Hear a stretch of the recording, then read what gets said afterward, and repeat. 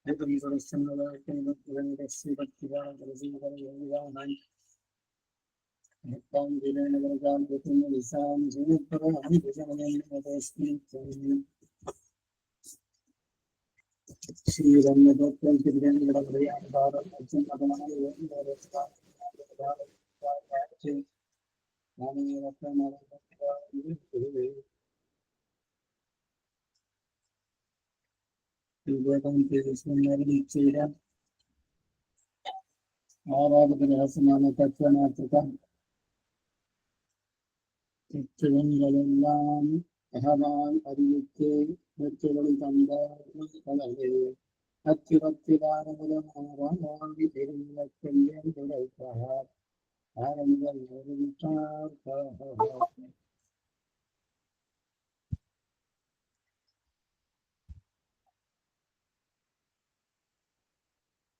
எழுபத்தி நாலுக்கு வச்சுருக்கேன் ಸಿದ್ಧಿಸುತ್ತಂಬುದು ದಿನಕ್ಕೆ ದಿನತ್ರಯ ಇಲ್ಲ ದ್ರವ್ಯங்களை காட்டிலும் வேறுபட்ட விலட்சமான சத்துவத்திற்கு ஆசிரியமான திரவியம் சிந்திசுற்றார் இதன் கல்வியை பார்த்தால் பரமையோடு ராமனசா அபரிச்சேத்திய சுரூப சுபாவமாய் சேவையல்வானமென்னும் ஒரு விசுந்தென்னும் புரியாமையும் 57 வயது கன்னியவளையும் புரியாமையாரும் பிறந்து அலங்கா பெருநகரென்றும் 3ஆம் திருவிழாவை கொண்டு மாக வைகுண்டம் என்னும் சொல்லப்பட்டார். வேறுபாட்டை உரைத்தால் எண்ணாது கடன்களும் அல்லால் மரபு துரியங்களால் தொப்பின்படி அபரீத ஐஸ்வரங்களான போகிய போகோத்தன போகஸ்தானங்களை உரைத்தால் சர்வேஸ்வரத்தோடு நித்தருக்கும் விக்கிரகாதேவத்தினாறு சித்த பிரவாகம் ஆயிருக்கும்.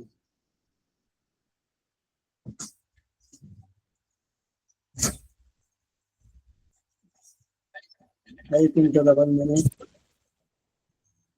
ಇದರ ಸ್ವರೂಪವನ್ನು ಕಂಡಾಗ ಕರ್ಮಯೋಗಿಗಳ ಮಾತಿಗೆ ಯೋಗಿಗಳು ಅವರು ಅದನ್ನು ಕಂಡು ಅನುಭವಿಸಿ ಹೇಳಿದ್ದು.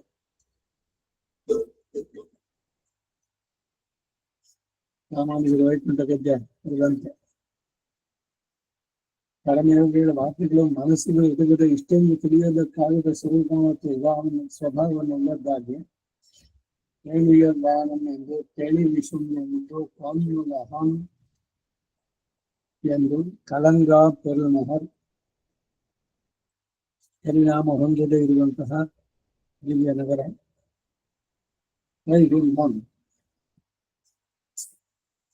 ಕುಂಠ ಅಂತಂದ್ರೆ ದೋಷಗಳಿರುವಂತಹದ್ದು. ವಿಕುಂಠ ದೋಷಗಳು ಸ್ವಲ್ಪನ ಏನು ಇಲ್ಲದೇ ಇರುವಂತಹದ್ದು.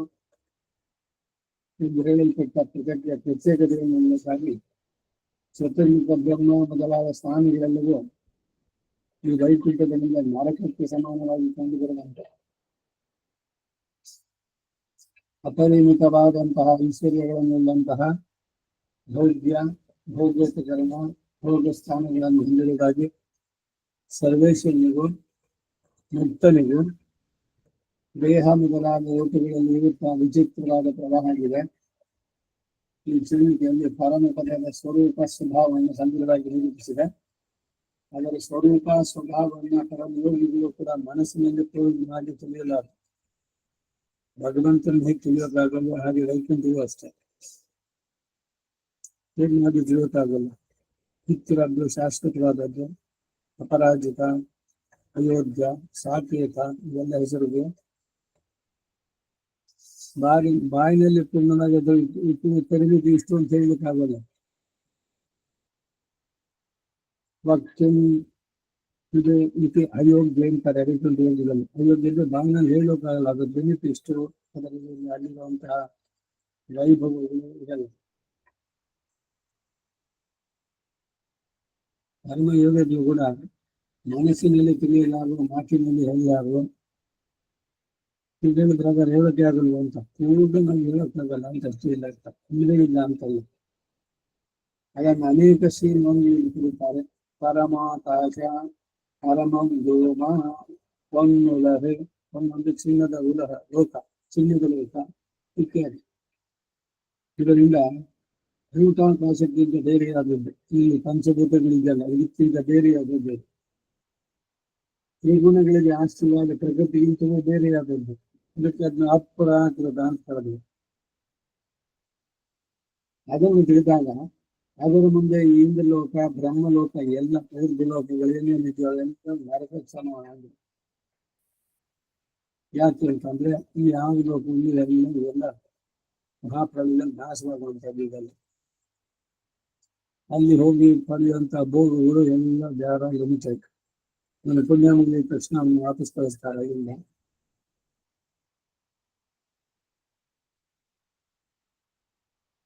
ಆ ಲೋಕದಲ್ಲಿರುವ ದಿವ್ಯಾನುಭವ ಆನಂದ ಇವುಗಳನ್ನು ವರ್ಣಿಸಲು ಸಾಧ್ಯ ಇಲ್ಲ.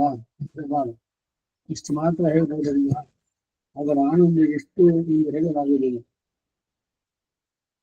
ಭಗವಂತನೆಲ್ಲ ನಾರಾಯಣ ಉಪನಿಷತ್ತಿನ ಪ್ರತ್ಯಗಾನಂದಂ ಬ್ರಹ್ಮ ಪುರುಷಂ ಪ್ರಣವ ಸ್ವರೂಪಂ, ಓಂಕಾರದ ಸ್ವರೂಪವನ್ನು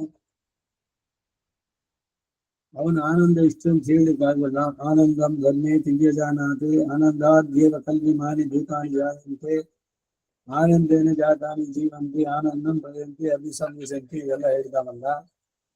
ಹಿಂದಕ್ಕೆ ಯಥೋ ವಾಚೋ ನಿವರ್ತಂತೆ ಅಪ್ರಾಪ್ಯ ಮನಸಃ ಸಹ, ಮಾತು ನಿಂತೋಗುತ್ತೆ ಅಲ್ಲಿ, ಬಾಯಿನಲ್ಲಿ ಕೂಡ ಹೇಳಲಿಕ್ಕಾಗಲ್ಲ. ಅಪ್ರಾಪ್ಯ ಮನಸಃ ಸಹ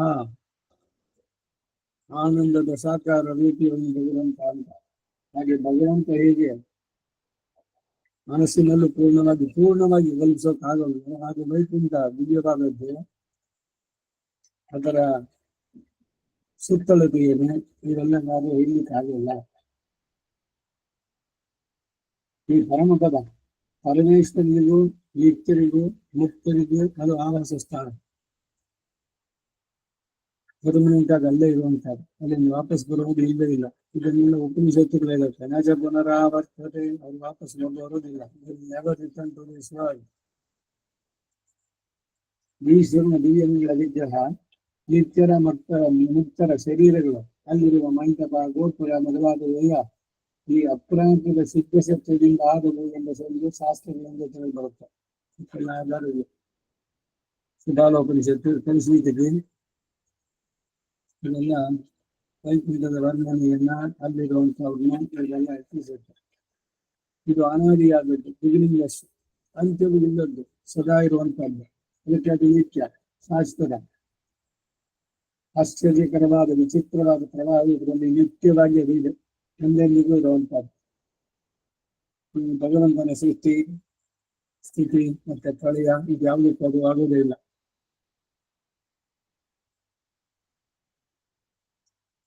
ಮುಂದಿನ ಚೂರ್ಣಿಕೆ 45.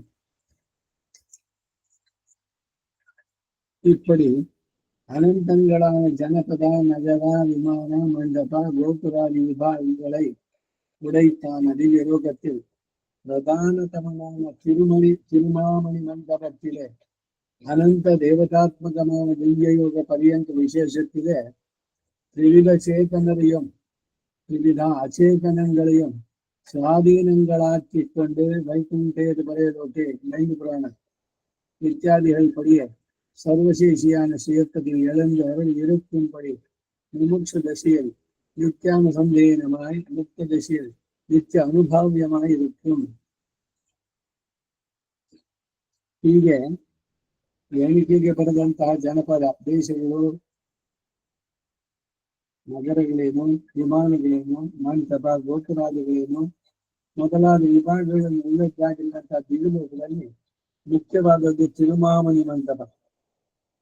ಅಲ್ಲಿ ಅನಂತ ದೇವತಾತ್ಮಕವಾದ ಯೋಗ ಪರ್ಯಂತ ವಿಶೇಷದಲ್ಲಿ 3 ಬಗೆಯ ಚೇತನಗಳನ್ನು 3 ಬಗೆಯ ಅಚೇತನಗಳನ್ನು ತನಗೆ ಅಧೀನವಾಗಿ ಹೊಂದಿರುವವನು ವೈಕುಂಠೇತು ಬರೆಯಲೋಕೆ ಇದೇ ಮೊದಲಾದ ಪ್ರಮಾಣಗಳಿಗೆ ತಿಳಿದು ಬರುವಂತಹವನು ಅನಂತ ಸರ್ವಶೇಷಿಯಾದ ವಿಷಯದಲ್ಲಿ ಇರುತ್ತಿರುವ ರೀತಿಯನ್ನ ಮುಮುಕ್ಷವಾಗಿರುವ ಅವಸ್ಥೆಯಲ್ಲಿ ನಿತ್ಯವೂ ಅನುಸಂಧಾನ ಮಾಡಲ್ಪಡಬೇಕಾಗಿ ವಿಷಯ. ಅನುಸಂಧೆಯ ಶ್ಲೋಕದ್ವಯ ಶ್ಲೋಕತ್ರಯ ಆದ್ಮೇಲೆ ಸಂಚಿತ್ತ ಪರಮಾರ್ಥ ಸ್ಥಿತಿ. ನಾವು ವೈಕುಂಠ ಇರ್ತಾನಲ್ಲ, ತೇನೈವ ಧನ್ಯ ಪ್ರಮಾನ್ ಅಂತ ಕೊಂಡಾಡುವಂತ ಈ ಪರಮ ವೈಭವನ್ನುಳ್ಳಂತ ಪರಮಾತ್ಮನನ್ನ ನಿತ್ಯವೂ ಅಲ್ಲಿ ನಿತ್ಯಿಸಲು ಅವರಿಗೆ ಅನುಭವಗಳಾಗಿರುವಂತ ಮುಕ್ತರಾದವರು ಅಥವಾ ಮುಮುಕ್ಷುಗಳಾದವರು ಇದರ ಅನುಸಂಧಾನ ನಿತ್ಯವೂ ಮಾಡುವಂತಹದ್ದು. 65 ಚಳಿಕೆಯಿಂದ ನಿತ್ಯ ವಿಭೂತಿ ಅಥವಾ ಶುದ್ಧ ಸತ್ವ ಇದರ ಸ್ವರೂಪವನ್ನು ತಿಳಿಯುತ್ತದೆ. ನಿತ್ಯ ವಿಭೂತಿ ಎಂಬುದು ಪ್ರಕೃತಿಯಂತೆಯೇ ನಿತ್ಯವಾದ ದ್ರವ್ಯ. ರಜಸ್ಸು ತಮಸ್ಸುಗಳ ಸಂಪರ್ಕ ಇಲ್ಲದಂತಹ ಈ ಶುದ್ಧ ಸತ್ವವು ಜ್ಞಾನವನ್ನು ಪ್ರಕಾಶಿಸುತ್ತೆ. ಪರಮ ಪದ ಅಥವಾ ಅಯೋಧ್ಯ ಅಥವಾ ಅಪರಾಜಿತ ಅಂತ ಹೇಳಿರುವ ದಿವ್ಯ ಸ್ಥಾನದಲ್ಲಿರುವ ಮಂಟಪ, ಗೋಪುರಾದಿಗಳು, ಅಲ್ಲಿರುವ ಪರಮಾತ್ಮ ಹಾಗೂ ನಿತ್ಯ ಮುಕ್ತ ಶರೀರಗಳು ಎಲ್ಲ ಈ ನಿತ್ಯ ವಿಭೂತಿಯಿಂದ ಆದ್ರೆ ಇದು ಸಹ ಅವರ ತತ್ವ ಎಂಬ ಹೆಸರನ್ನು ಹೊಂದಿ ಪರಮಾತ್ಮನಿಗೆ ಸೇರಿಸಬೇಕಾಗಿದೆ. ನಾರಾಯಣ ಒಬ್ಬನೇ, ಅವನು ಬಿಟ್ಟು ಬೇರೆ ಇನ್ನೊಂದು ಶಕ್ತಿ ಇಲ್ಲ, ದ್ವಿತೀಯ ಅವಸ್ಥಿಕ ಸ್ಥಿತಿ ಅಂತ ಹೇಳ್ತಲ್ಲ.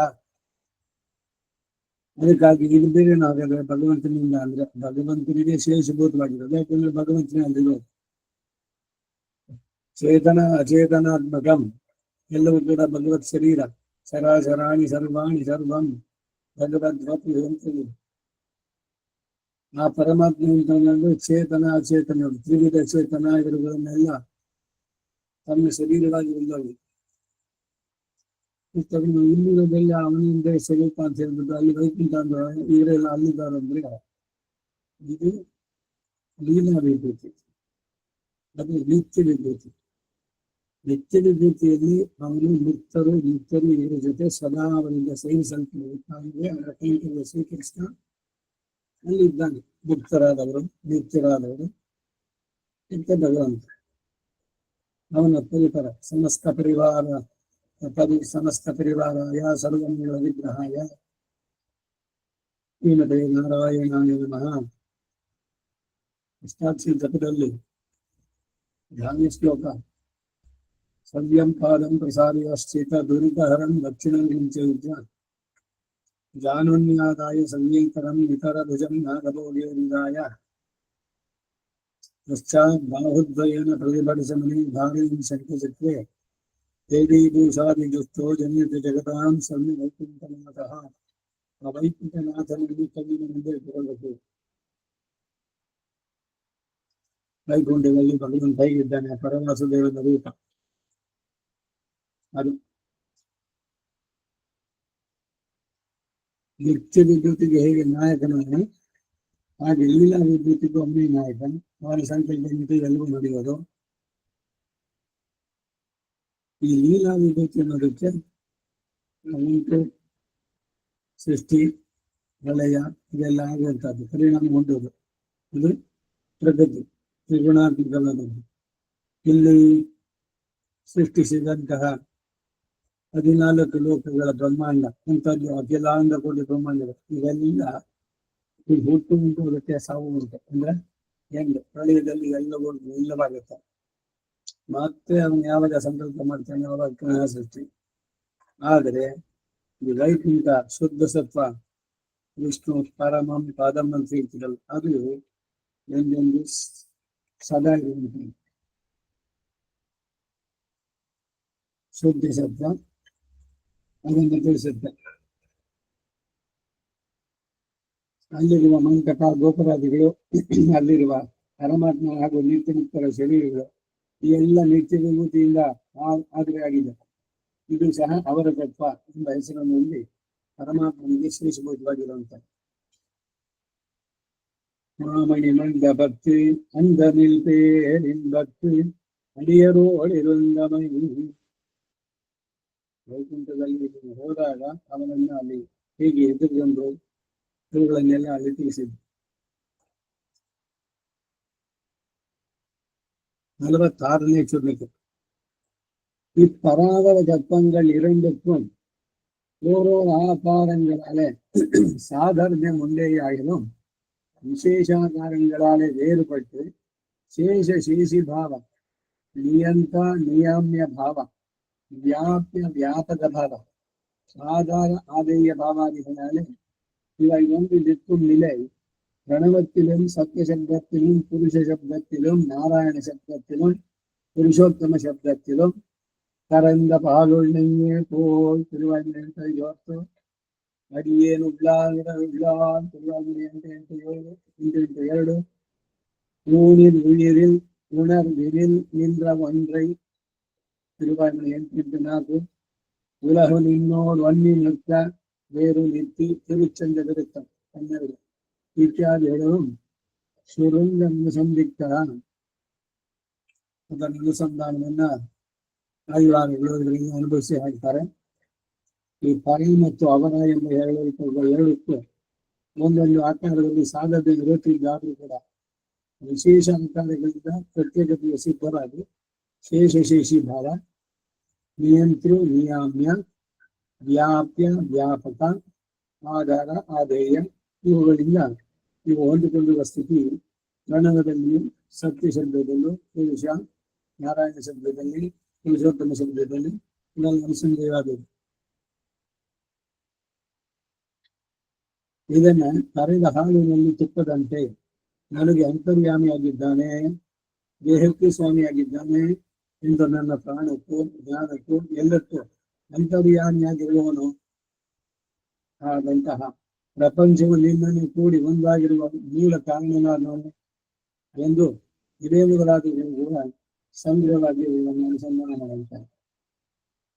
ಅಂದ್ರೆ ಮುಕ್ತ ದಿಶೆಯಲ್ಲಿ ಕೂಡ ಭಗವಂತ ಇವೆಲ್ಲ ಒಡನೆ ಇದ್ದಾನೆ. ಸೃಷ್ಟಿ ಇಲ್ಲೂ ಕೂಡ ಅಷ್ಟೇ, ಇದು ಕರ್ಮದಿಂದ ಬಂಧಿತವಾದ ಆತ್ಮಗಳು ಅದರಲ್ಲಿ ಬಿಡಿಸ್ಕೊಂಡಿದ್ದು ನಿತ್ಯವಾಗಿ ಸದಾ ಇರುವಂತಹದ್ದಾಗಿ.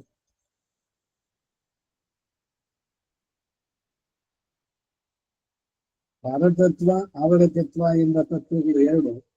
ಪರಮಾತ್ಮ ಅದು ಹೇಳ್ಕೊ, ಈಗ ಪರತತ್ವ ಅವರ ತತ್ವ ಹೇಳ್ಕೊ. ಪರತತ್ವ ಯಾರು ಅಂದ್ರೆ ಪರಮಾತ್ಮನೇ, ಅವರ ತತ್ವ ಜೀವಾತ್ಮ. ನಿತ್ಯ ನಿಧೃತಿ ಪ್ರಕೃತಿ ಮತ್ತು ಕಾಲ ಇವುಗಳಿಗೆ ಸಂಬಂಧ ನಿತ್ಯವಾಗಿ ಉಂಟು. ಇದೆಲ್ಲ ಅಲ್ಲಿ ಬರುವಂತಹದ್ದು. ಶುದ್ಧ ಸತ್ವ, ಕಾಲ, ನಿತ್ಯ ವಿಭೂತಿ ಅಂದ್ರೆ ವೈಕುಂಠ. ಇವಾಗ ಇವು ಕೂಡ ಪರಮಾತ್ಮನೇ, ಅವನು ಸರ್ವಶೇಷ ಇರುತ್ತೆ. ಉಳಿದವನಿಗೆ ಶೇಷಭೂತವಾದದ್ದು. ನಿಖಿಲ ಜಗದಾಧಾರ ಸರ್ವಶೇಷಿ. ಇದು ನಿತ್ಯ ವಿಭೂತಿಯ ಲೀಲಾ ವಿಭೂತಿಯ ಎಲ್ಲವೂ ಕೂಡ ಅವನೇ, ಅವನೇ ಎಲ್ಲವನ್ನು ಧರಿಸಿದ್ದಾನೆ. ಅವನ ಸಂಕಲ್ಪದಂತೆ ಎಲ್ಲ ಇರುವಂತೆ ಅದು ನಿತ್ಯವಾಗಿರಲಿ ಅಂತ ಅವನು ಸಂಕಲ್ಪಿಸಿದ್ದ, ಅದು ನಿತ್ಯವಾಗಿದೆ. ಈಗ ನಿತ್ಯವಾದದ್ದು ತ್ರಿಗುಣಾತ್ಮಕವಾದ್ದು. ಪ್ರಕೃತಿನೋ ಅಪರಾಕೃತವೋ ಎರಡೂ ಕೂಡ ಅವನಿಗೆ, ಇದಕ್ಕೆ ಅವನು ಸರ್ವಶೇಷಿ. ಉಳಿದವೆಲ್ಲ ಅವನಿಗೆ ಶೇಷಭೂತವಾದದ್ದು. ಅವನು ನಿಯಾಮಕ, ಉಳಿದವು ಅವನಿಂದ ನೇಮಿಸಲ್ಪಟ್ಟಿದ್ದು. ವೈಕುಂಠವು ಕೂಡ ನೇಮಿಸಲ್ಪಡುವುದು ಭಗವಂತನಿಂದ. ಅವನು ವ್ಯಾಪಕ, ಉಳಿದವು ವ್ಯಾಪ್ಯ, ಅವನಿಂದ ವ್ಯಾಪಿಸಲ್ಪಟ್ಟಿದ್ದು. ಪರಮಾತ್ಮನ ಆಧಾರ. ಈ ಸಂಬಂಧವನ್ನ ಪ್ರಣವ ತಿಳಿಸಿಕೊಡುತ್ತೆ. ಗಣದ ಉಪಾಸನೆ ಅಷ್ಟಾಕ್ಷರ ಮುಂದೆ ಬರೋದು ನಾರಾಯಣ ಉಪನಿಷತ್ತಿನಲ್ಲಿ ಇದೆಲ್ಲ ಅರ್ಥ ವ್ಯಕ್ತ. ಸತ್ಯ ನಿರುಪಾಧಿಕ ಸತ್ತ ಹೇತು ಎಂಬ ಅರ್ಥದಲ್ಲಿ ಪರಮಾತ್ಮನಿಗೆ ಅನ್ವಯಿಸುತ್ತೆ. ನಾರಾಯಣ ಶಬ್ದ ನಾರಾಗಳಿಗೆ ಅಂದ್ರೆ ಚೇತನ ಅಚೇತನ ಸಮೂಹಗಳಿಗೆಲ್ಲ ಅನ್ವಯಿಸಿ ಅವುಗಳಿಗೆ ಗತಿ ಆಯನ ಅಂತ ಆ ಅರ್ಥದಲ್ಲಿ ಈ ಶೇಷ ಶೇಷಿ ಭಾವ ಸ್ಪಷ್ಟವಾಗಿದೆ. ಆಗ ಅವರು ಅನ್ವಯಿಸಿ ಹೇಳಲಿಕ್ಕೆ ಅರ್ಥ ಏನಿಲ್ಲ ಇಡಲಿಲ್ಲ ಮೊದಲ ವಿಶೇಷತೆಗಳಲ್ಲೂ ಈ ಭಾಗ ನಾವು ಸ್ಪಷ್ಟವಾಗಿ ಬರುವಂತಾರೆ. ಯಾರು ಉಡಲು ಎರಡು ನಿಂದೆನೆ ಉಡಲ್ ಅಂದ್ರೆ ಶರೀರ, ಉಯ್ಯರು ಅಂದ್ರೆ ಆತ್ಮ, ಎರಡನ್ನು ನಿಲ್ಲಿಸುವಂತವನು ಭಗವಾತ್ಮ ಪರಮಾತ್ಮ. ಹಾಗಾಗಿ ಮುಂದಿನ ಚೂಡಿಕೆ ஒன்னு அறியகையும் அதின் அறிவறியாக வியாபரிக்கையும் ஒரு பலத்தை விதிக்கையும் தனக்கு தான் தோன்றுகையும் இல்லாத ದ್ರವ್ಯಂ ಅಚೇತನತ್ವಂ.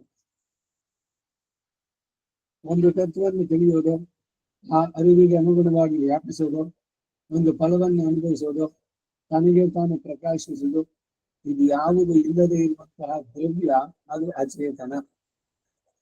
ಚೇತನ ಅಚೇತನ. ಈಗ ಚೇತನಗಳ ಬಗ್ಗೆ ಎಲ್ಲ ಹೇಳಿ ವೈಕುಂಠವನ್ನು ಹೇಳಿದ್ದಾಯ್ತು. ಚೇತನದಲ್ಲಿ 3 ಬಗೆ, ನಿತ್ಯ, ಬದ್ಧ, ಮುಕ್ತ ಅಂತ ಅಂದ್ಬಿಟ್ಟು ಇಲ್ಲ. ಅಚೇತನದ ಬಗ್ಗೆ ಹೇಳ್ತಾ ಇದ್ದೇವೆ. ಇವತ್ತೈ ಪರಾಧೀನಮಾಹ ಉಳಿಯದು ಜೀವತತ್ವ.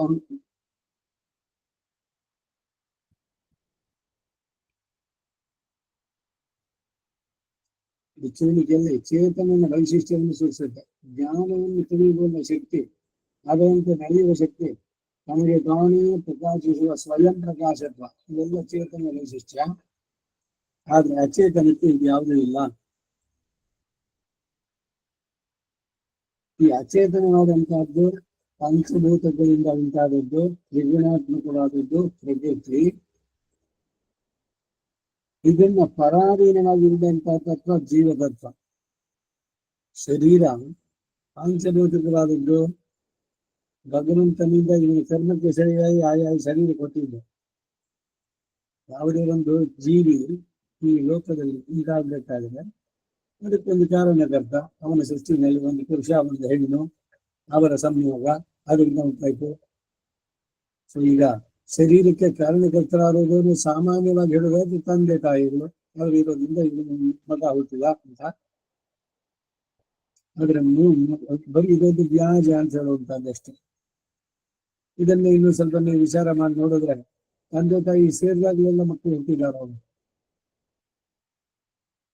ಕೆಲವರು ಮಕ್ಕಳೇ ಇಲ್ಲ, ಅವರು ಮದುವೆ ಆಗಿದ್ದಾರೆ, ಅವ್ರ ದಿನ ಇದು ಅವರ ದಾಂಪತ್ಯ ಜೀವನ ಸಾಗಿಸ್ತಾ ಇದ್ದಾರೆ, ಅವರಿಬ್ರು ಸೇರ್ತಾರೆ ಎಲ್ಲ. ಆದ್ರೂ ಕೂಡ ಆಗಿಲ್ವಲ್ಲ. ಅಂದ್ರೆ ಪುರುಷ ಸ್ತ್ರೀಯರ ಸೇರ್ಪಡೆ ಸಂಭೋಗ ಅದು ಬರೀ ಒಂದು ವ್ಯಾಜ ಮಾತ್ರ. ಶರೀರವನ್ನು ಉಂಟು ಮಾಡುವ ಭಗವಂತ, ಇದು ಬಹಳ ಬಹಳ ಸ್ಪಷ್ಟವಾಗಿರ್ಬೇಕು. ಅವರವರ ಕರ್ಮಕ್ಕೆ ಸರಿಯಾಗಿ ದೇವ ಮನುಷ್ಯ ತಿರ್ಯ ಸ್ಥಾವರ ಈ ಜನ್ಮಗಳನ್ನು ನಾನೇ ಕೊಡ್ತೀನಿ. ಆತ್ಮ ಅದು ಪುರುಷನೂ ಅಲ್ಲ, ಸ್ತ್ರೀಯೂ ಅಲ್ಲ, ದೇವನೂ ಅಲ್ಲ, ಮನುಷ್ಯನೂ ಅಲ್ಲ. ಇದೆಲ್ಲ ಹಿಂದೆ ಎಲ್ಲ ನೋಡಿದ್ದಾಯ್ತು. ಇತ್ತಾಗ ಅದೇನದು ಅಂದ್ರೆ ಜ್ಞಾನ ಆನಂದಮಯ ಆತ್ಮ ಶೇಷೋಹಿ ಪರಮಾತ್ಮನಃ. ಆ ಆತ್ಮ ಅನಾದಿ ಕಾಲದಿಂದ ಉಂಟಾದ ಕರ್ಮದ ಬಂಧನದಿಂದ ಅನೇಕ ಜನ್ಮಗಳನ್ನ ಪಡಿತಾ ಇದೆ. ಮತ್ತೆ ಉಂಟಾ ಇದೆ. ಇದು ಈ ಪ್ರಕೃತಿಯಲ್ಲಿ ಇದ್ದಾಗ ಪ್ರತಿದಿನ ಬೆಳಗಿಂದ ರಾತ್ರಿ ತನಕ ಮಾಡುವಂತಹ ಕರ್ಮಗಳು ಮುಂದಿನ ಜನ್ಮಗಳಿಗೆ ಅದು ಬೀಜವಾಗುತ್ತೆ. ಆಗಾಮಿ ಕರ್ಮಗಳು ನಾವು ಮಾಡುವಂತದ್ದು ಏನು ಅಂದ್ರೆ ಮುಂದಿನ ಜನ್ಮಗಳಿಗೆ ಕಾರಣ ಆಗುವಂಥದ್ದು. ಅದು ವಿವೇಕ ಇದ್ದು ನಡೆಸುವಂತ ಮನುಷ್ಯ ಜನ್ಮದಿಂದ ಇವನು ಮೇಲಕ್ಕಾದ್ರೂ ಹೋಗ್ಬೋದು, ಇಲ್ಲ ಆಳನ್ನು ಹಾಕಬಹುದು. ಮನೆಯವ ಮನುಷ್ಯಾಣ ಕಾರಣಂ ಬಂಧ ಮೋಕ್ಷಯೋ ಅಂತ ಹೇಳದಂತೆ. ಆತ್ಮ ಇವ ಬಂಧು ಆತ್ಮ ಇವ ಋತುರಾತ್ಮನ ಅಂತಂದ ಭಗವದ್ಗೀತೆಯಲ್ಲಿ. ಆತ್ಮದೇ ಎರಡಕ್ಕೂ ಕಾರಣ. ಸಂಸಾರದ ಬಂಧನಕ್ಕೂ ಆತ್ಮೀಯ ಕಾರಣ. ಶರೀರವೇ ನಾನು, ಇದರ ಭೋಗವೇ ನಂದು ಅಂತ ಶರೀರದ ಸೌಖ್ಯ ಇದರ ಕಡೆಗೆ ಗಮನವನ್ನು ಕೊಟ್ಟು ಶಾಸ್ತ್ರವನ್ನ ಧಿಕ್ಕರಿಸಿ ನೋಡಿದ್ರೆ ಅವನು ಮಾಡಿದ ಕರ್ಮ ಒಳ್ಳೇದು ಮಾಡಿದ್ರೆ ಮತ್ತೆ ಒಳ್ಳೆ ಜನ್ಮ ಸಿಗ್ಬೋದು, ಇಲ್ಲ ಅಂತಲ್ಲ, ಮೋಕ್ಷ ಸಿಗೋಲ್ಲ ಅಷ್ಟೇ. ಏನು ಒಳ್ಳೆ ಜನ್ಮ ಅಂದ್ರೆ ಊರ್ಧ್ವ ಲೋಕಗಳು ದೇವತೆಯಾಗಿ ಜನಿಸುವಂತಹ ಸ್ವರ್ಗ ಕಾಮ ವಿಜೇತ ಹೋದ್ರೆ ಅಲ್ಲಿ ಹೋದ್ಮೇಲೆ ದೇವತೆ ಆಗಿದ್ದವನು ಪರ್ಮನೆಂಟ್ ಆಗಲೇ ಇರ್ತಾನೆ ಅಂದ್ರೆ ಇಲ್ಲ. ಪುಣ್ಯ ಮುಗಿ ತಕ್ಷಣ ಕ್ಷೇಮ ಪುಣ್ಯ ಮೃತ್ಯುಲೋಕ ಶಾಂತಿ. ಇದು ವೈಕುಂಠವನ್ನು ತಲುಪದಂತಹ ಬೇರೆ ಎಲ್ಲ ಲೋಕಗಳಲ್ಲರೂ ಎಲ್ಲರೂ ಪಾಡು ಇಷ್ಟೇ. ಇಂತು ಊರಿನ ಚತುರ್ಮುಖ ಬ್ರಹ್ಮ, ಸ್ವರ್ಗಲೋಕದಲ್ಲಿ ಇಂದ್ರ, ನಿಮ್ಮ ಅಗ್ನಿಲೋಕದಲ್ಲಿ ಅಗ್ನಿ ವರುಣ ಎಲ್ಲ ಯಾರ್ಯಾರು ಜನ ಎಲ್ಲರೂ ಅಷ್ಟೇ ಕರ್ಮದಿಂದ ಬಂಧಿತರಾದಂತಹ ಆತ್ಮಗಳು. ನಾವು ಆತ್ಮಗಳು, ಅವರುಗಳು ಕೂಡ ಅಷ್ಟೇ. ಸೊ ನಮಗೂ ಅವ್ರಿಗೆ ಏನ್ ವ್ಯತ್ಯಾಸ? ಅವ್ರು ಮಾಡಿದ ಸುತ್ತ ಹಿಂದಿನ ಫಲ, ಇನ್ನು ಸುಗತ ಫಲ, ಅದರಿಂದ ಆ ಲೋಕಗಳಲ್ಲಿ ಇದ್ದಾರೆ. ಈಗ ಅವರು ವಾಪಸ್ ಬರೋದಿಲ್ಲ. ಇದನ್ನೆಲ್ಲ ಚೆನ್ನಾಗಿ ತಿಳಿದಂತಹ ಇವರು ಅದಕ್ಕೆ ಹೇಳಿದ್ರು, ಅಪಿ ನೀ ಜನ್ಮ ಚತುರ್ಮುಖಾತ್ಮನ ಅಂದ್ರು. ಇನ್ನ ದಾಸರ ಸಂಘ ಎಲ್ಲಿ ಸಜ್ಜನರ ಸಹವಾಸ ಇದೆಯೋ ಆ ಜಾಗದಲ್ಲಿ ನನ್ನನ್ನು ಹುಟ್ಟಿಸಿದ್ರೆ ಸಾಕು. ಅದಿಲ್ಲದಂತಹದ್ದು ನಿನ್ನ ಸಂಬಂಧ, ನಿನ್ನನ್ನು ಕೊಂಡಾಡುವವರ ಒಡನಾಟ ಇಲ್ಲದಿದ್ರೆ ಈ ಚತುರ್ಮುಖ ಬ್ರಹ್ಮ ಪದವಿಗೆ ಕೊಡ್ತೀನಿ ಅಂತಂದ್ರು ನನಗೆ ಬೇಡ. ಇದು ಅವರಿಗೆ ಆದಿಗೆ ಚೆನ್ನಾಗಿರುತ್ತೆ. ಯಾಕಂದ್ರೆ ಬ್ರಹ್ಮನು ಕೂಡ ಬ್ರಹ್ಮನಿಂದ ಶುರು ಮಾಡಿ ಆ ಬ್ರಹ್ಮ ಸ್ತಂಭ ಪಡೆದಂತೆ, ಆ ಬ್ರಹ್ಮ ಕೀಟ ಬರೆಯುವಂತೆ ಎಲ್ಲರೂ ಕೂಡ ಕರ್ಮದಿಂದ ಬಂಧಿತರಾದವರು, ಜನ್ಮ ಮತ್ತೆ ಮತ್ತೆ ಹುಟ್ಟು ಹೋಗ್ತಾರೆ. ಇನಿಪಿರವಿ ಯಾನ್ ವೇಂಡೇನ್, ಇನ್ನೊಂದು ಜನ್ಮ ಬೇಡ ಅಂತ ಹೇಳಿ ಅವನಲ್ಲಿ ಮನುಷ್ಯನಾಗಿದ್ದಾಗ ಮನಸ್ಪೂರ್ವಕವಾಗಿ ನಿಮ್ಮನ್ನು ಒಪ್ಪಿಸ್ಕೊಂಡ್ರೆ ಈ ಕರ್ಮದ ಬಂಧನದಿಂದ ಬಿಡಿಸ್ಕೊಳ್ಬಹುದು. ಇಲ್ಲದಿದ್ರೆ ಕರ್ಮದ ಪ್ರಕಾರ ಏನಿದೆಯೋ ಅದು ಬರುತ್ತೆ. ಕೆಟ್ಟದ್ದು ಮಾಡಿದ್ರೆ ಕೈಯವನಿಗಳು, ಒಳ್ಳೆ ಕೆಲಸ ಮಾಡಿದ್ರೆ ಉತ್ತಮ ಇದು ಸುತ್ತ ಇರುವುದೇ, ಪರಿಭ್ರಮಣ ಸುತ್ತಾನೇ ಇರುವುದು. ಇದು ಕೊನೆ ಏನಾದ್ರು ಇದೆಯಾ? ಮಹಾಪ್ರಳಯದಲ್ಲಿ ಎಲ್ಲ ಹೋಗ್ತಿರೋದಲ್ಲ, ಎಲ್ಲ ಹೋದ್ರು ಕೂಡ ಇವನ್ ಕರ್ಮದ್ದು ಯಾವ್ದು ಹೋಗಿರೋಲ್ಲ. ಮುಂದಿನ ಇದರಲ್ಲಿ ಕಲ್ಪದಲ್ಲಿ ಅವನು ಸೃಷ್ಟಿ ಮಾಡ್ಬೇಕಾದ್ರೆ ಇವನು ಮಾಡಿ ಸುತ್ತದ ವಿಶೇಷದ ಮೇಲೆ ಅವನ ಬ್ರಾಹ್ಮಣನೋ ಕ್ಷತ್ರಿಯನೋ ಕ್ರೀಡೆಯೋ ಕೀಟವೋ ಇದು ಮಾಡ್ತಾನೆ. ಮುಂದಿನ ಕಲ್ಪದಲ್ಲಿ ನನಗೆ ಬ್ರಹ್ಮ ಪದವಿ ಸಿಗುತ್ತೋ, ಅದಕ್ಕೇನೋ ಬೇಕು ತಪಸ್ಸೋದ್ ಮಾಡಿ ಸಿಗುತ್ತೆ. ಬ್ರಹ್ಮ ಪದವಿ, ರುದ್ರ ಪದವಿ, ಇಂದ್ರ ಪದವಿ, ಇದು ನೋಡು ಸುಮ್ಮನೆ ಹೇಳಿದ್ದು ಅಂತಲ್ಲ. ಈ ರೀತಿ ಯಾವ ಪದವಿ ಬೇಕಾದ್ರೂ ಸಿಗುತ್ತೆ. ದಿಕ್ಪಾಲಕರು, ಗ್ರಹಗಳು, ನವಗ್ರಹಗಳು ಎಲ್ಲರೂ ಕೂಡ ಅಷ್ಟೇ. ಅವರವರು ಮಾಡಿದಂತಹ ಸುಖದ ವಿಶೇಷದಿಂದ ಆಯಾ ಪದವಿಗಳು ಅಲ್ಲಿ ಅವರಿಗೆ ಇರುವಂತಹ ವರವನ್ನು ಕೊಡೋದು ಲಿಮಿಟೆಡ್, ಎಷ್ಟೆಷ್ಟು ಸಾಧ್ಯವೋ ಅವರಿಗೆ ಎಷ್ಟಿದೆಯೋ ಅದನ್ನು ಅನುಗ್ರಹಿಸುವಂತಹದ್ದು ಇದೆಲ್ಲ ಕೊಟ್ಟಿದ್ದಾರೆ. ಒಬ್ಬೊಬ್ಬರನ್ನ ಒಂದೊಂದು ಇರಿಕೆ ಮಾಡಿದ್ದಾರೆ. ಇವಾಗ ಒಂದು ಇರುತ್ತೆ ವಾರ್ಡ್ ಆಫೀಸು, ಅಲ್ಲೊಬ್ಬ ಡಿವಿಷನ್ ಇದು ಹೆಡ್ ಅವನು, ಅಲ್ಲಿ ನಮಗೆ ಅಂಡರ್ ಸೆಕ್ರೆಟರಿ, ಹಾಗೆ ಒಂದೊಂದು ಡಿಪಾರ್ಟ್ಮೆಂಟ್, ರೆವಿನ್ಯೂ ಆಫೀಸರು, ಹೈಯರು ಈ ತರ ಮಿನಿಸ್ಟ್ರು, ಇವರೆಲ್ಲರೂ ಕೂಡ ಯಾರು ಚೀಫ್ ಮಿನಿಸ್ಟರ್ ಜನ ಅವನ ಇದಕ್ಕೆ ಸಂಕಲ್ಪದಂತೆ ನಡೆದದ್ದು. ಯಾರಾದ್ರೂ ಚೀಫ್ ಮಿನಿಸ್ಟರ್ ವಿರುದ್ಧವಾಗಿ ನೋಡಿದ್ರೆ ಮುಂದಿನ ಕ್ಷಣ ಹೇಳೋಣ. ಹಾಗೆ ಈ ಎಲ್ಲ ಪೋಸ್ಟ್ಗಳೆಲ್ಲ ಭಗವಂತನ ಇದಕ್ಕೆ ಬಂದಂತದ್ದು, ಅವನ ಕಂಟ್ರೋಲ್. ಅವನನ್ನು ಧಿಕ್ಕರಿಸಿ ಇಂಡಿಪೆಂಡೆಂಟ್ ಆಗಿ ಏನು ಮಾಡ್ಲಿಕ್ಕಾಗಲ್ಲ. ಇದೆಲ್ಲ ಭಗವದ್ಗೀತೆಯಲ್ಲೂ ಅವನು ಸ್ಪಷ್ಟವಾಗಿ ಹೇಳಿದ್ದಾನೆ. ಅವರವ್ರಿಗೆ ಎಷ್ಟು ಅಂದ್ರೆ ಇಲ್ಲಿ ಹೇಗೆ 5 ವರ್ಷ ಆದ್ಮೇಲೆ ಎಲೆಕ್ಷನ್ ಹಾಕೋದ್ರಲ್ಲಿ ಅವನಿಗೆ ಆ ಜನ್ಮ ಮುಗಿದ ಮೇಲೆ ಮುಂದೆ ಅವನ ಕರ್ಮ ಪ್ರಕಾರ ಬ್ರಹ್ಮನಾಗಿದ್ದವನು ಒಂದು ತಿಳಿಯೂ ಆಗ್ಬಹುದು. ಅವನ ಹಿಂದಿನ ಕರ್ಮಗಳು ಎಲ್ಲ ಮತ್ತೆ ಅದೇ ಲೆಕ್ಕ. ಅದೇನಂದ್ರೆ ಈ ಊರ್ಧ್ವ ಲೋಕಗಳಲ್ಲಿ ಇದ್ದವರಿಗೆ ಅವಕಾಶ ಅಂತಿದೆ, ಬೇಕಾದ್ರೆ ಅವರು ಉದ್ಧಾರ ಅಲ್ಲಿಂದ ಮಾಡ್ಕೊಳ್ಬಹುದು. ಅದಕ್ಕೆ ಬಂಧನವಾಗತ್ತೆ ಈ ಪುಣ್ಯದ ಫಲ ಇದೆಲ್ಲ. ಅದೇ ಬೇಡಿಯಾಗಿ ಇವರನ್ನು ಅಲ್ಲಿಂದ ಕಳಿಸೋದಕ್ಕೋಗಲ್ಲ. ಅಂದ್ರೆ ಆ ಪುಣ್ಯಗಳನ್ನು ವಾಪಸ್ ಬರಬೇಕಾಗುತ್ತೆ. ಈ ಕಾರಣದಿಂದ ಯಾವುದೇ ಕೆಲಸ ಇನ್ನು ಪುಣ್ಯಕ್ಕಾಗಿ ಮಾಡಬೇಡಿ. ಏಕಾದಶಿ ಮಾಡಿದ್ರೆ ನಾನು ದಿವಸ 6 ಗಂಟೆಗೆ ಪಾಲನೆ ಮಾಡಿದ್ರೆ ಅದು ಫಲ ಸಿಗೋದು, ಪುಣ್ಯ ಹೋಗ್ಬಿಡುತ್ತೆ. ಯಾವುದೇ ಕೆಲಸ ಮಾಡಿ ಸುದರ್ಶನ ಹೋಮ ಮಾಡಿಸಿ ಪುಣ್ಯ ಸಿಗುತ್ತೆ ಅಲ್ಲ. ಇನ್ನೇನು ಲೋಕ ಸಿಗುತ್ತೆ. ಭಗವದ್ಗೀತೆ ಅರ್ಥವಾಗಿ ಮಾಡೋದಾದ್ರೆ ಆಗ್ಬೋದು ಎಲ್ಲಿಗೂ ಅಷ್ಟೇ. ಅವಾಗ ಅದು ಬಂಧನಕ್ಕೆ ಕಾರಣವಾಗಲಿ. ಆ ರೀತಿ 49 ವಿವಿಧ ಚೇತನங்களுடைய ಸ್ವರೂಪ ಸ್ಥಿತಿ ಪ್ರವೃತ್ತಿகள் மூன்றும் தான் இட்ட வழக்காம் படி நிற்கிறதே ಪರತತ್ವಂ. ಈ ಶಕ್ತಿಗಳೆಲ್ಲ ಇದು ಕೂಡ ಪರಮಾತ್ಮನಿಗೆ ಅಧೀನವಾಗಿರುವುದು ಚೇತನ ಸ್ವರೂಪ. ಇದರಿಂದ ಸ್ವಾಧೀನ ತಿಳಿದ ಚೇತನ ಸ್ವರೂಪ ಪ್ರವೃತ್ತಿ ಭೇದಂ. ಗದ್ಯದಲ್ಲಿ ಅವ್ರು ಹೇಳೋ ಮಾತು ಒಂದೊಂದು ಅಷ್ಟು ಅರ್ಥಪೂರ್ಣವಾಗಿದೆ. ರಾಮಾನುಜರು ಸುಮ್ಮನೆ ಏನೋ ಪದ ಸೇರಿಸ್ಬೇಕು ಅಂತ ಕಲಿತಿದ್ದಾರೆ, ಎಲ್ಲವೂ ಅರ್ಥಪೂರ್ಣ ಆಗಿದೆ.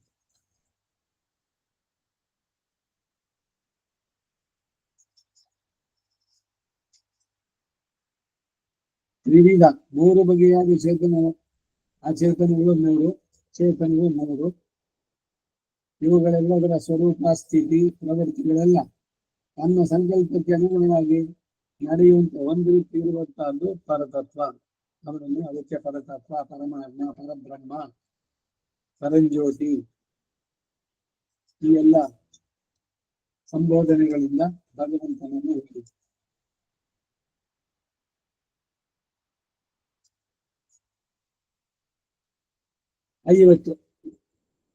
இத்தத்துவ விவேகத்திற்கு பிரயோஜனம் தன் விசேஷங்களை அறியாமையாலே வருகிறார்.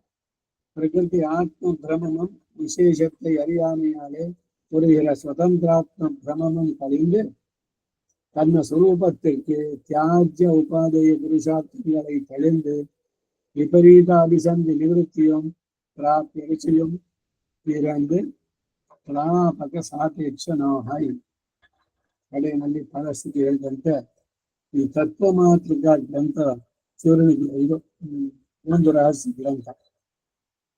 ರಹಸ್ಯಗಳಲ್ಲಿ 6ನೇ ರಹಸ್ಯವಾದ ತತ್ವ ಮಾತೃಕ. ಇಲ್ಲಿ ಏನು ಅಂದ್ರೆ ಈ ತತ್ವ ವಿವೇಕಕ್ಕೆ ಪ್ರಯೋಜನ ಏನು ಅಂದ್ರೆ ತನ್ನ ವಿಶೇಷಗಳನ್ನು ಅರಿಯದೇ ಇರೋದ್ರಿಂದ ಪ್ರಕೃತಿ ಆತ್ಮ ಶರೀರವೇ ನಾನು ಅನ್ನೋದನ್ನು, ಇನ್ನ ವಿಶೇಷಗಳನ್ನು ಅರಿಯದೇ ಇರುವುದರಿಂದ ಬರುವಂತಹ ಸ್ವತಂತ್ರಾತ್ಮ ಭ್ರಮೆ, ಚೈತನ ಶಿವಾತ್ಮ, ಅವನ ಇತಿಮಿತಿಗಳು ಬಂದೇ ಇದ್ರೆ ತಿಳಿದೇ ಇದ್ರೆ ಎಲ್ಲ ನಾನೇ ಮಾಡಿದ್ದು, ನನ್ನ ಬುದ್ಧಿಶಕ್ತಿ, ನಾನು ಸಂಪಾದನೆ, ನನ್ನ ಅಚೀವ್ಮೆಂಟ್, ನಾನು ಸೇವಕರ ಸ್ವತಂತ್ರಾತ್ಮ ಭ್ರಮೆ ಇವೆಲ್ಲವನ್ನು ಹೋಗಲಾಡಿಸಿಕೊಂಡು ತನ್ನ ಸ್ವರೂಪಕ್ಕೆ ತಕ್ಕಂತೆ ತ್ಯಾಜ್ಯ ಮತ್ತು ಉಪಾದೇಯವಾದ ಪುರುಷಾರ್ಥಗಳನ್ನ ಉಳಿದವನಾಗಿ. ತ್ಯಾಜ್ಯವಾದ ಪುರುಷಾರ್ಥಗಳು ಚತುರ್ವೇದ ಪುರುಷಾರ್ಥ, ಧರ್ಮ, ಅರ್ಥ, ಕಾಮ, ಮೋಕ್ಷ. ಈ ಧರ್ಮ, ಅರ್ಥ, ಕಾಮಗಳನ್ನೆಲ್ಲ ಬಿಟ್ಟು ಮೋಕ್ಷದಲ್ಲಿಯೇ ಸವೈ ಮೋಕ್ಷಾರ್ಥ ಚಿಂತಕ ಅಂತ ಅದನ್ನು ತಿಳಿದವನಾಗಿ ವಿಪರೀತ ಅಭಿಸಂಧಿಯ ನಿವೃತ್ತಿಯನ್ನು ಅಂದ್ರೆ ಪ್ರಾಪಂಚಿಕವಾದ ವಿಷಯಗಳಿಗೆ ಪ್ರವರ್ತನೆಗೊಳ್ಳದೆ ಇವುಗಳನ್ನ ತೃಣವಾಗಿ ಎಣಿಸಿ, ಶರೀರ ಇದೆ, ಮನುಷ್ಯ ಶರೀರ ಭಗವಂತ ಕೊಟ್ಟಿದ್ದು, ಅದಕ್ಕೂ ಕೂಡ ಅನೇಕ ಮಹತಾ ಪುಣ್ಯ ಪುಣ್ಯೇನ ಮಹತ್ತಾದ ಪುಣ್ಯದ ಫಲವನ್ನು ಕೊಟ್ಟು ಪಡೆದಿದ್ದೀರಿ ಈ ಶರೀರವನ್ನು. ಆ ಮನುಷ್ಯ ಶರೀರದ ಸಾರ್ಥಕತೆಯ ಬಗ್ಗೆ ಯೋಚನೆ ಮಾಡಿ ಭಗವಂತನಲ್ಲಿ ಶರಣಾಗ್ಬಿಟ್ರೆ, ನಮ್ಮನ್ನ ನಾವು ಭಗವಂತನಿಗೆ ಒಪ್ಪಿಸ್ಕೊಂಡ್ಬಿಟ್ರೆ ಮೋಕ್ಷ ಸಾಮ್ರಾಜ್ಯ ಸಿಗುತ್ತೆ ಆಗುತ್ತೆ. ಪ್ರಾಪ್ಯ ಋಷಿಯನ್ನು ಪಡೆದು ಪ್ರಾಪಕ ಸಾಪೇಕ್ಷಣಗಳು ಅಂದ್ರೆ ಭಗವಂತನ ಬಗ್ಗೆ ತಿಳಿದು ಈ ನಿತ್ಯ ವಿಭೂತಿ, ಲೀಲಾ ವಿಭೂತಿಗಳು, ಪ್ರಕೃತಿ, ಅದರ ಪರಿಣಾಮ ಹೊಂದುವುದು, ಅದರ ಲಿಮಿಟೇಷನ್ಸ್, ಅದು ಅಜಡ ದ್ರವ್ಯ, ಅದಕ್ಕೆ ಸೇರಿದ್ದು ಈ ಶರೀರ. ಈ ಶರೀರ ಪಂಚಭೂತಗಳಿಂದ ಉಂಟಾದದ್ದು, ಪಂಚೀಕರಣ, ತ್ರಿವೃತ್ಕರಣ ಅಂತ ಹೇಳಿ ಅವುಗಳಿಂದ, ಪೃಥ್ವಿ, ವಾಯು, ಆಕಾಶ ಇವುಗಳಿಂದ ಉಂಟಾದದ್ದು, ಪರಿಣಾಮ ಹೊಂದಿ ಒಂದು ದಿವಸ ಇಲ್ಲವಾಗುವುದು. ಏನು ಇಲ್ಲವಾಗುವುದು ಅಂತಂದ್ರೆ ಆ ಶರೀರ ರೂಪದಲ್ಲಿ ಇಲ್ಲ, ಹಾಗಾದ್ರೆ ಬೇರೆ ರೂಪದಲ್ಲಿ ಅದು ಕೂಡ ಅಷ್ಟೇ. ಆಯಾ ಭೂತಗಳಲ್ಲಿ ವಿಲೀನ ಆಯ್ತಲ್ಲ. ಆತ್ಮಕ್ಕೆ ಆ ಶರೀರದೊಂದಿಗೆ ಇದ್ದಂತ ಸಂಬಂಧ ಹೋಯಿತು, ಅದು ವಿಯೋಗ, ಅದೇ ಸಾವು. ಇದನ್ನ ತಿಳಿದೆ, ಇದರ ಬಗ್ಗೆ ಪ್ರಕೃತಿಯ ಬಗ್ಗೆ ತಿಳಿದಾಗ ಇದರ ಬಗ್ಗೆ ಹೆಚ್ಚಿಗೆ ತಲೆ ಕೆಡಿಸ್ಕೊಳ್ಳದೆ ಕೊಟ್ಟಿದ್ದಾನೆ ಭಗವಂತ, ಅದನ್ನು ಸಾರ್ಥಕವಾಗಿ ಮಾಡ್ತಾನೆ. ಇದೊಂದು ವಾಹನ ನಮಗೆ. ಅದನ್ನು ಸರಿಯಾಗಿ ಉಪಯೋಗಿಸಿಕೊಂಡು ನಮ್ಮ ಗುರಿ, ಆತ್ಮದ ಗುರಿಯನ್ನು ಭಗವಂತನ ಪಡೆಯುವುದು ಆಗುವುದಕ್ಕಾಗಲಿ ಅಂತ ಆ ಪ್ರಯೋಜನ ಅದರ ಅನುಷ್ಠಾನದಲ್ಲಿ ಪರಿಗಣಿಸಬೇಕು ಎನ್ನುವಂತಹದ್ದು ಭಾವ. ತತ್ವ ಮಾತೃಕ ಅದನ್ನು ಹೇಳಿದ ಉದ್ದೇಶ ಏನು ಅಂತ ಹೇಳುವ. ಇದನ್ನು ಸೇರಿಸಿ ಅವರು ಒಂದು ಪಾಶುರದ ರೂಪದಲ್ಲಿ ಕೊಟ್ಟರು.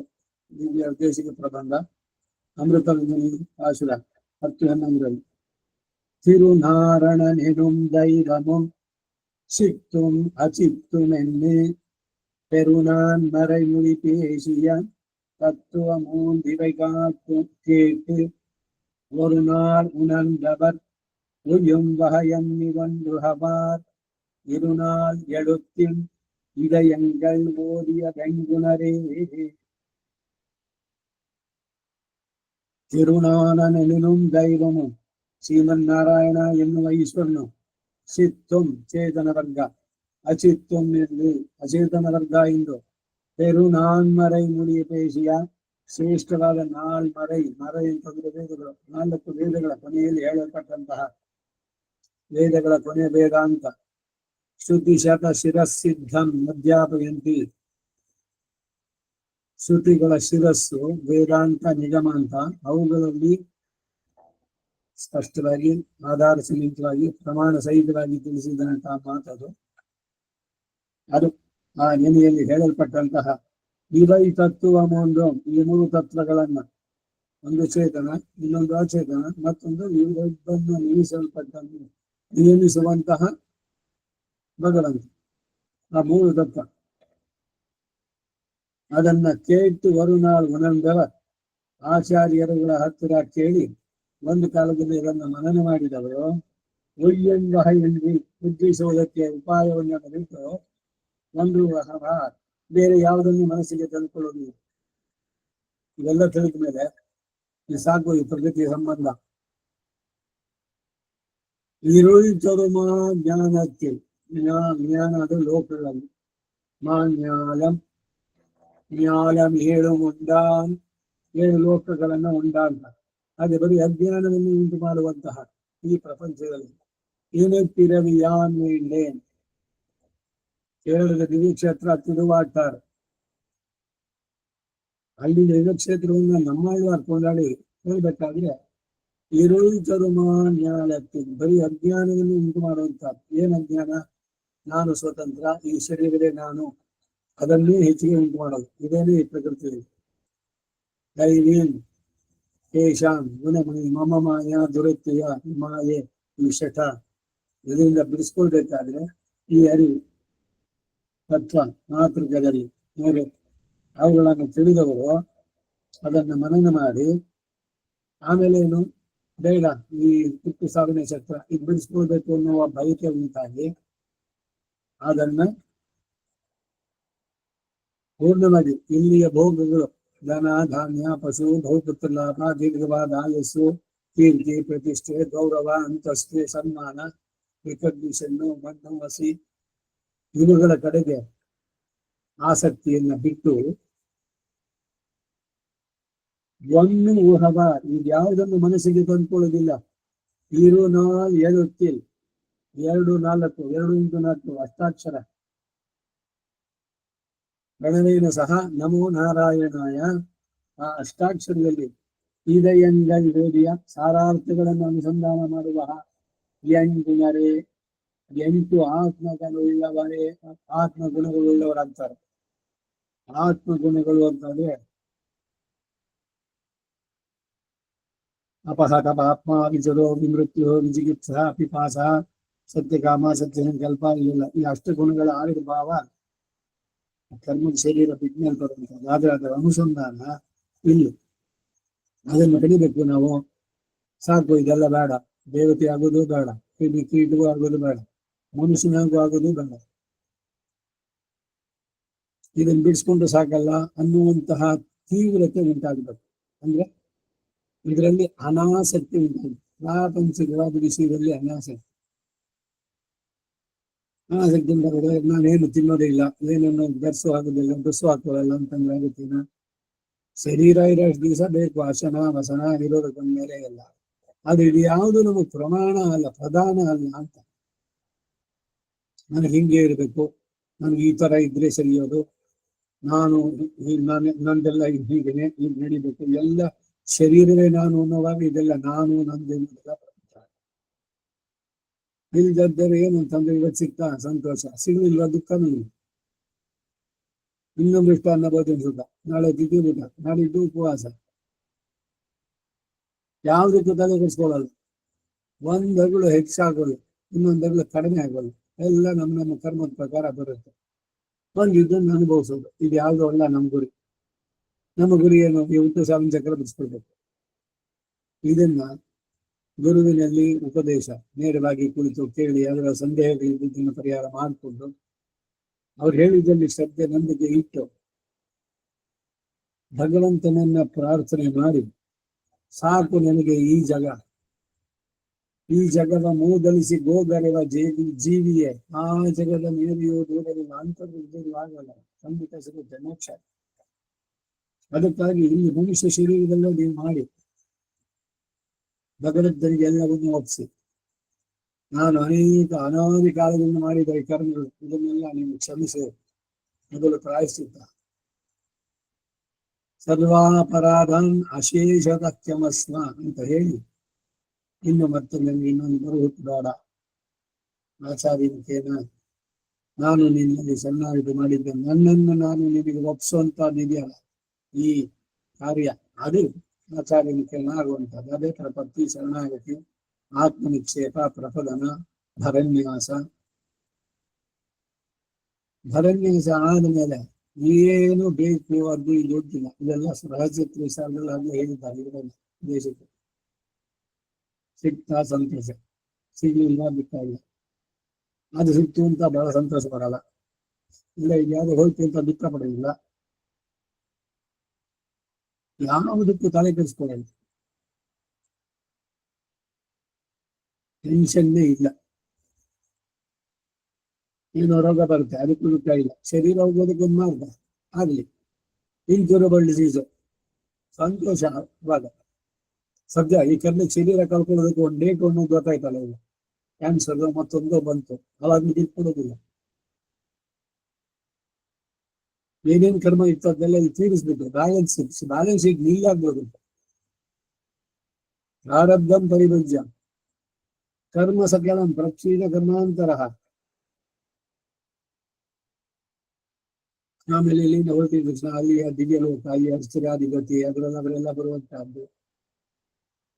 ಎಲ್ಲರೂ ಕೂಡ ಭಗವಂತನಿಂದ ನೇಮಿಸಲ್ಪಟ್ಟವರು. ಇವನು ಏನು ಸ್ವಾಗತ ಇವನಿಗೆ? ದೇವಯಾನ ಪಿತೃಯಾನ, ಹೇ ದೇವಯಾನ ಉತ ಪಿತೃಯಾನ. ವೇದದಲ್ಲೂ ಕೂಡ ಇದನ್ನು ಹೇಳುತ್ತೆ, ಉಪನಿಷತ್ತುಗಳು ಕೊಂಡಾಡುತ್ತೆ. ಅರ್ಚರಾಧಿಪತಿ, ಹೇಮಾಧಿಪತಿ ಇವುಗಳನ್ನು ತಿಳಿಸೋದು. ಎಲ್ಲವನ್ನು ಕೂಡ ನೋಡಿ, ಎಲ್ಲ ನೋಡಿ ಅದರಲ್ಲಿ ಹೀಗೆ ಅನುಭವಿಸಿ ತಲುಪಿದವರು ಅದರ ಕೃತಿ ಇದನ್ನೆಲ್ಲ ಈ ಪೂರ್ವಾಚಾರ್ಯರು ಉಲ್ಲೇಖವನ್ನು ಕೊಡ್ತಾರೆ. ನೋಡಿ, ಇಲ್ಲಿ ಹೋದವರು ವಾಪಸ್ ಬರಲ್ಲ, ಮಿಕ್ಕವರೆಲ್ಲ ಮತ್ತೆ ಹುಟ್ಟು ಸಂಸಕ್ತಿಯಲ್ಲಿ ಸಿಗ್ತಾ ಇರ್ತಾರೆ.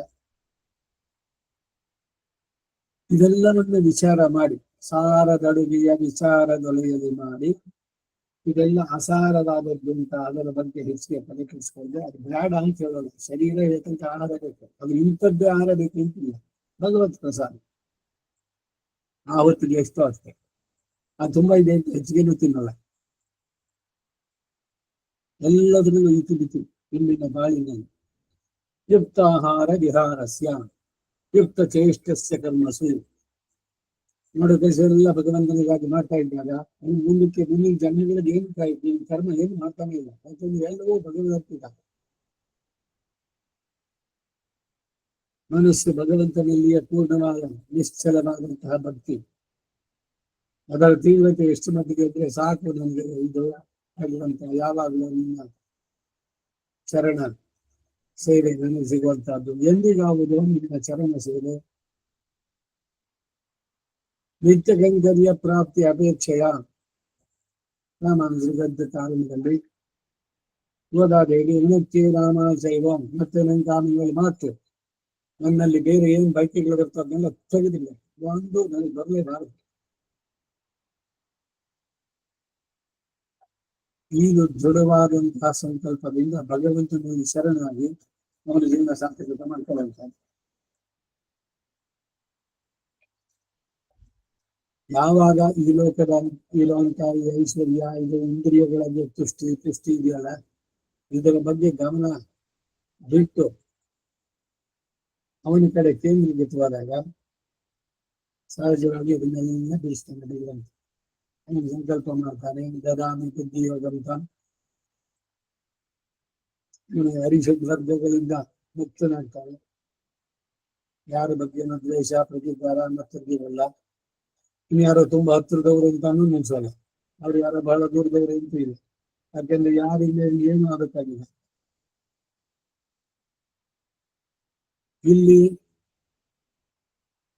ಏನ್ ತಿಂತೀವೋ ಏನ್ ತಿನ್ನೋಲ್ವೋ ಅಷ್ಟೊಂದೇ ಇರ್ತೀವೋ ಎಲ್ಲ ಅವನ ಸಂಕಲ್ಪ ಅಂತ ಅವನಿಗೆ ಬಿಟ್ಟ ಮೇಲೆ ಅವನು ಏನ್ ಕೊಡ್ತಾನೆ ಅದು ಮಹಾಪ್ರಸಾದ. ಅದರ ಬಗ್ಗೆ ಏನು ಕ್ವಶನೇ ಇಲ್ಲ, ಯಾಕೆಂದ್ರೆ ಒಪ್ಕೊಂಡಿದೆ. ಹಾಲಲ್ಲಾದ್ರೂ ಹಾಕು, ನೀರಲ್ಲಾದ್ರೂ ಹಾಕು, ಇನ್ನೇನು ಹಾಡುಗಳು ಎಲ್ಲ ಆಗದೇನು ಆಗ್ತವ್ರ. ನಿನಗೆ ಪೂರ್ಣವಾಗಿ ಒಪ್ಪಿಸಿದ್ದೇನೆ, ನೀನೇನ್ ಕೊಡ್ತೀವಿ ಅದು ಮಹಾಪ್ರಸಾದ ಅಂತ ಸ್ವೀಕರಿಸಕ್ಕೆ ಸಿದ್ಧನಾಗಿದ್ದೇನೆ. ಬೇರೆಯವ್ರು ಕೊಟ್ಟಷ್ಟು ಸೌಕರ್ಯ ನನಗೆ ಸೌಕರ್ಯ ಇದು ಎಲ್ಲ ಕೊಡ್ಲಿಲ್ಲ ಅಂತ ಯಾವಾಗಲೂ ಕೊಡುವುದಿಲ್ಲ. ಯಾಕೆಂದ್ರೆ ನಾನು ಒಪ್ಪಿಸಿದ್ದಾಯ್ತು. ನೀನ್ ಕೊಡ್ತಾ ಇರೋದು ಅವ್ರು ಕೊಟ್ಟೆ ನನ್ ಕೊಡಲ್ಲ ಅಂತ ಕಂಪೇರ್ ಮಾಡೋದು. ಯಾಕೆಂದ್ರೆ ನಾನು ಕೊಟ್ಟಿರ್ಲಿಲ್ಲ ಇದ್ದಿದ್ದಲ್ಲಿ, ಅದರಿಂದ ನನ್ಗೆ ಇಟ್ಕೊಟ್ಟಿದ್ಯಾ. ಅವರೆಲ್ಲ ಕೊಟ್ಟಿಟ್ಟಿದ್ರು ಅವ್ರಿಗೆ ಕೊಟ್ಟು ಅಷ್ಟೇ. ಸೊ ಭಗವಂತನು ನಿಲ್ಸೋಲ್ಲ. ನನ್ನ ಕರ್ಮದ ಪ್ರಕಾರ ಯದ್ಯದ್ಭವತು ಭಗವನ್ ಪೂರ್ವ ಕರ್ಮ ಆನುರೂಪಂ. ಏನೇನಿದೆಯೋ ಅದೆಲ್ಲ, ಯಾಕಂದ್ರೆ ಎಲ್ಲ ನಾನ್ ಮಾಡಿದ್ದು, ನಾನೇ ಅನುಭವಿಸ್ಬೇಕಾದದ್ದು. ಅದನ್ನ ತೆಗೆದಾಕಂದ್ರೆ ಈ ಜನ್ಮ ಬಿಟ್ಟು ಒಂದು ಜನ್ಮಕ್ಕೆ ಆಗ್ತದೆ. ನನಗೆ ಈ ಜನ್ಮ ಆದ್ಮೇಲೆ ಬೇಡ ಅಂತಂದಾಗ ಅದೇನಿದೆಯಲ್ಲ ಇಲ್ಲ ಬಿಡಿಸ್ಬಿಡ್ತೀನಿ. ಎಲ್ಲ ರೀತಿಯಿಂದನೂ ಬಿಡುಗಡೆ ನನಗಾಗ್ಬೇಕು. ಪುನಃ ನಾನು ಇಲ್ಲಿಗೆ ಬರೋದಿಲ್ಲ, ಹೋಗಿ ಬರ್ತೀನಿ, ಇಲ್ಲ ಹೋಗ್ತೀನಿ ಅಷ್ಟೇ. ಹೋದ್ಮೇಲೆ ಮುಗೀತು. ಮತ್ ನೋ ಕ್ವಶ್ಚನ್ ಆಫ್ ರಿಟರ್ನಿಂಗ್, ವಾಪಸ್ ಬರೋದಿಲ್ಲ. ಸರಿ, ಇದೆಲ್ಲ ಬಿಟ್ಬಿಟ್ಟು ಐದು ಎಲ್ಲ ಅದೇನೋ ಹೇಳ್ತಾರೆ ಇದೆಯಾ ಅಲ್ಲಿ ಅನ್ನೋ ಸಂದೇಹ ಅದನ್ನ ಹೋಯ್ತು. ನಿಜವಾಗ್ಲೂ ಅಲ್ಲಿ ಬಹಳ ಚೆನ್ನಾಗಿದೆ. ಅದನ್ನು ಅನುಭವಿಸಿ ಉದ್ಗಾರ ಮಾಡಿದ್ದಾರೆ. ಇದು ಕೂಡ ವೈಕುಂಠದ ವರ್ಧನೆ, ಭಗವಂತನ ಜೊತೆ ಸದಾ ಪಶ್ಯಂತಿ ಸೂರ್ಯ ತದ್ವಿಷ್ಣು ಪರಮಂ ಪದಂ. ಸದಾ ಪಶ್ಯಂತಿ ಸೂರ್ಯ, ನಿತ್ಯ ಸೂರ್ಯ ಸದಾ ಪಶ್ಯಂತಿ. ಯಾವಾಗ ನಿಮಗೆ ಸಿಗುದು ಅದರ ಬಗ್ಗೆ ತೀವ್ರತೆ ಆಗಬೇಕು ಹೊರತು ಇದೆಲ್ಲ ಕಲ್ಕೊಂಡ್ರೇನೆ ಅದು ಬರುವಂತದ್ದು. ಸೊ ಇಲ್ಲಿದ್ರಲ್ಲಿ ಸುತ್ತ ಇಲ್ಲ ಅನ್ನೋದ್ರ ಅರಿವು ಚೆನ್ನಾಗಾಗಬೇಕು. ಇದಕ್ಕಾಗಿ ವೈರಾಗ್ಯ ಬೇಕು. ಅಭ್ಯಾಸೇನದು ಇಂದ್ರಿಯ ವೈರಾಗ್ಯೇನ ಚ ವಿರಾಗ ಅಂತಿದ್ರೇನು, ಪ್ರಾಪಂಚಿಕವಾದ ವಿಷಯದಲ್ಲಿ ಅತಿಯಾದ ಆಸೆ ಬಿಟ್ಕೊಂಡಿದ್ದಾನೆ. ಅಯ್ಯೋ ನನಗೆ ಸಿಗ್ಬೇಕಾಗಿತ್ತು, ಅಯ್ಯೋ ನಾನು ಆ ಕಾರಣ ಓಡಾಡ್ಬೇಕಾಗಿತ್ತು, ಅಯ್ಯೋ ನಾನು ಇನ್ನೊಂದು ನೋಡ್ಬೇಕಾಗಿತ್ತು, ಏನೂ ಇಲ್ಲ. ಆ ಇಲ್ಲದೇನೂ ಇರಬೇಕು. ಭಗವಂತ ಇದ್ದಾನೆ ಜೊತೆಗೆ.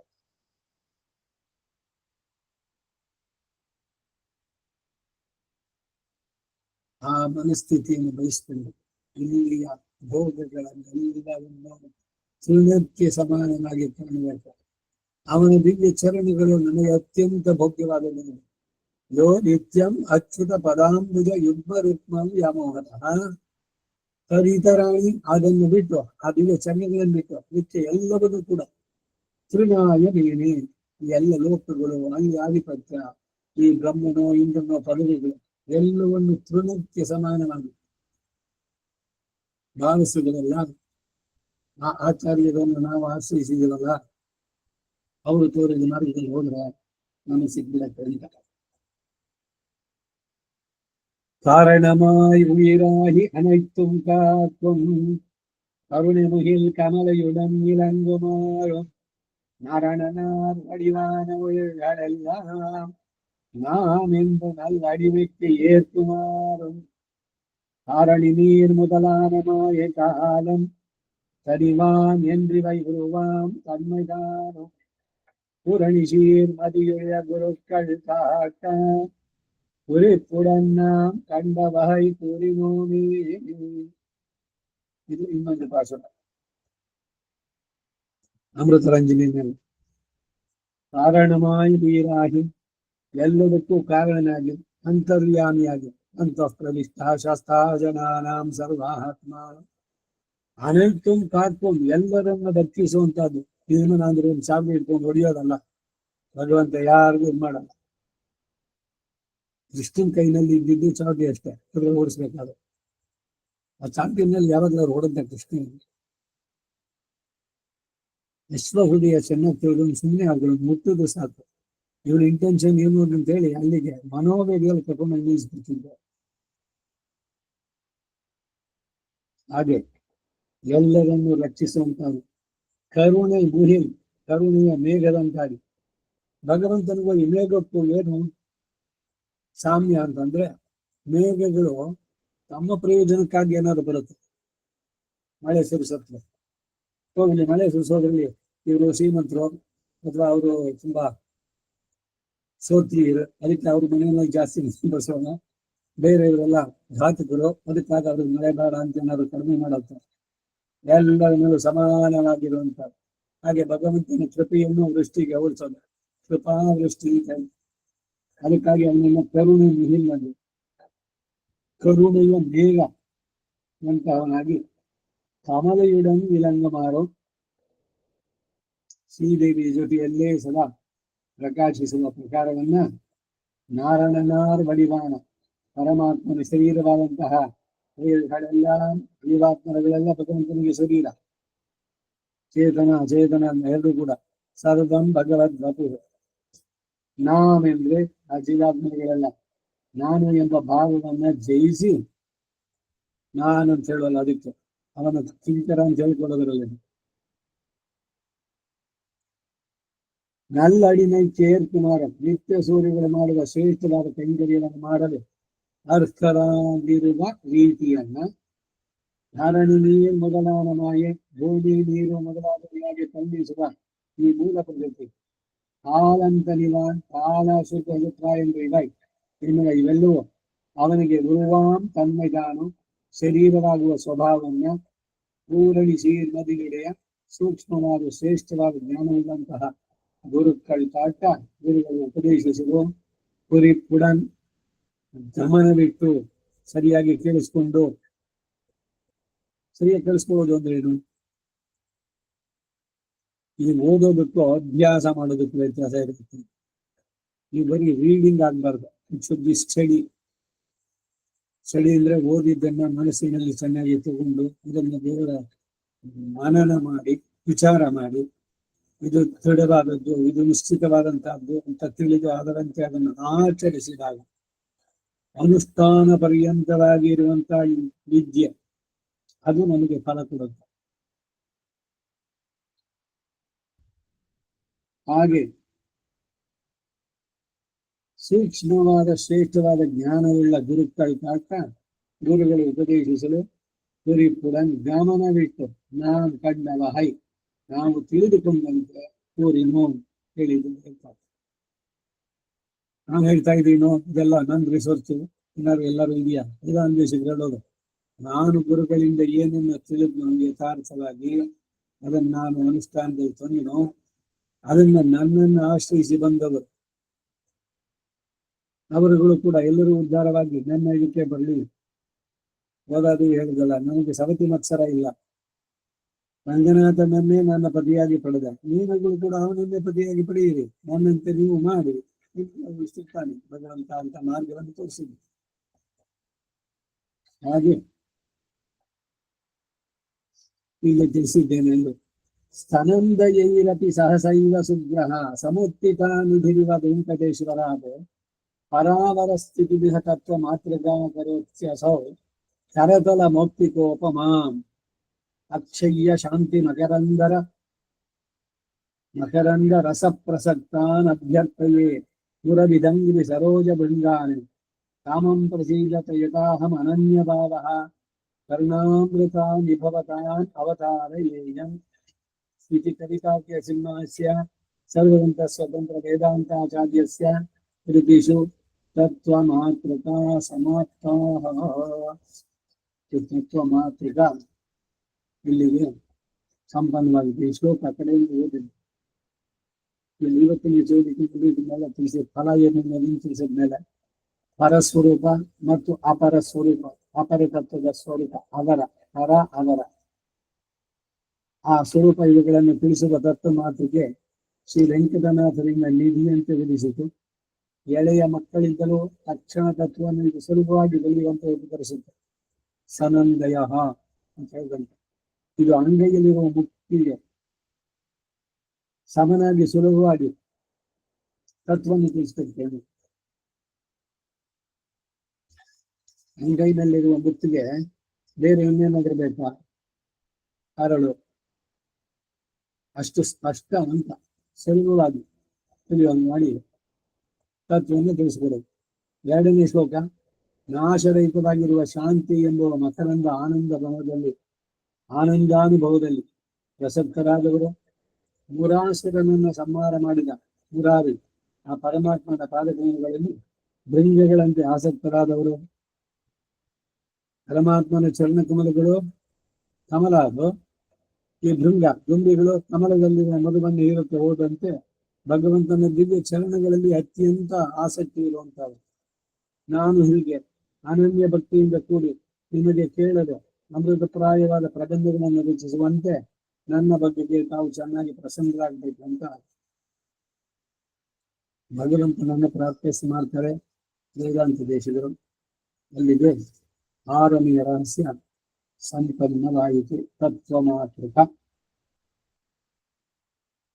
ಮುಂದೆ 7வது ರಹಸ್ಯ ಮಾತೃಕ. ರಹಸ್ಯ ಮಾತೃಕನ ಮುಂದಿನ ಕ್ಲಾಸ್ನಲ್ಲಿ ಶ್ರೀ ಕಾರ್ತಿಕ ಸಿಂಹಾಯ ಕಲ್ಯಾಣ ಗುಣಶಾಲಿನೇ ಶ್ರೀಮತೆ ವೆಂಕಟೇಶಾಯ ವೇದಾಂತ ಗುರುದೇ ನಮಃ. ವಾದಿ ಶಿರೋಭಂಗ ಪಂಚಾನ್ನ ಪರಾಕ್ರಮ ಶ್ರೀಮಾನ್ ವೆಂಕಟನಾಥಾರ್ಯ ಸ್ಥಿರಂ ವಿಜಯತಾಂ ಭವಿ. ಶ್ರೀಮತೆ ನಿಗಮಾಂತ ಮಹಾದೇಶಿಕಾಯ ನಮಃ. ಸರ್ವಂ ಶ್ರೀ ವಾಸುದೇವ. ನಮಸ್ಕಾರ ಮಾಮ.